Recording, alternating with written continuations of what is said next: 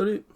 Alors, je fais un peu plus tardivement que mes collègues, mais je vais vous présenter, moi, mes conseils sur la vague 3 des Urban Nomades. Donc on va commencer déjà parce que je n'ai pas de Urban Nomade, je ne l'ai pas en Urban Nomade, qu'est-ce que c'est? C'est Fable. Donc, la couverture sera différente en Urban Nomade. Je la mettrai en couverture. Donc le tome 4 de Fable, allez-y, hein, finalement, on est sur la suite du conflit avec l'adversaire, grosse baston, grosse guerre. C'est génial, c'est Fable, un des meilleurs comics que j'ai lu. Peut-être pas le meilleur, mais un des meilleurs comics que j'ai lu et finalement ça vaut vraiment le coup de le lire. C'est vraiment génial. Fable, c'est véritablement à vous conseiller. Si vous devez acheter un comics en Urban Nomade, c'est celui-là. Après, moi, ce que j'ai choisi des récits que je connais. Je vais commencer par ceux que je connais et après ceux que je suis en train de découvrir. Donc Les Seigneurs de Bagdad, j'ai lu chez un pote quand il était en grand format. Donc qu'est-ce qui se passe durant l'offensive américaine, il me semble en 2003? Il y a un zoo qui est touché, les animaux en sortent, notamment une famille de lions.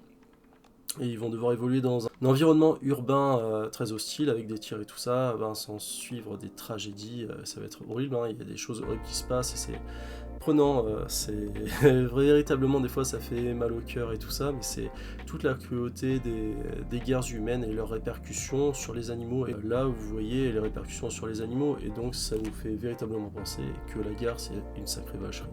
Voilà. Ça c'était pour l'instant un peu casse l'ambiance, maintenant je vais essayer dans un autre registre, nous trois. Donc un lapin, un chien, un chat qui ont été mis dans des espèces de robots qui sont devenus des tueurs, qui tuaient, je pense, pour le gouvernement américain. Après je l'ai pas lu, j'ai lu que les premières pages et ça avait l'air d'être ça. Alors c'est un récit qui est très court, je pense que ça va être très rapide à lire. Et ça a l'air sympa, c'est dans le même registre que Bagdad, quoi. Ensuite, pour continuer, l'histoire de notre Spider Jérusalem qui continue ses bêtises et continue sa quête de la vérité et d'emmerder le monde contemporain. Donc à lire ensuite, véritablement. Et celui que moi je voulais absolument lire, Y, le dernier homme. J'ai adoré cette série, je sais qu'elle était en grande et en cartonné, mais en Urban Nomade je n'ai pas hésité parce que je ne les avais pas en cartonné et en plus ça prend peu de place.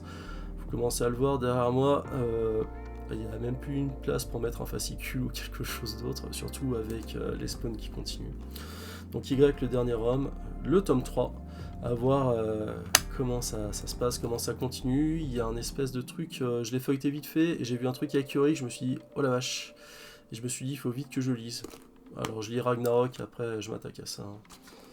Voilà, donc moi c'est tous mes conseils en Urban Nomade. Après j'ai pas trouvé Blackest Night, Punk Rock Jesus, donc ça c'est ceux que je prendrai parce que je les connais pas et ça a l'air sacrément sympa.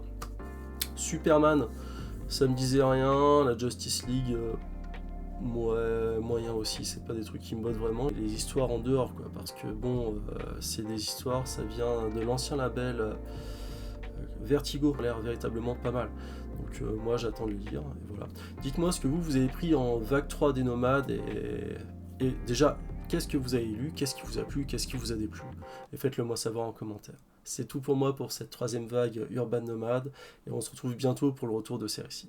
A bientôt.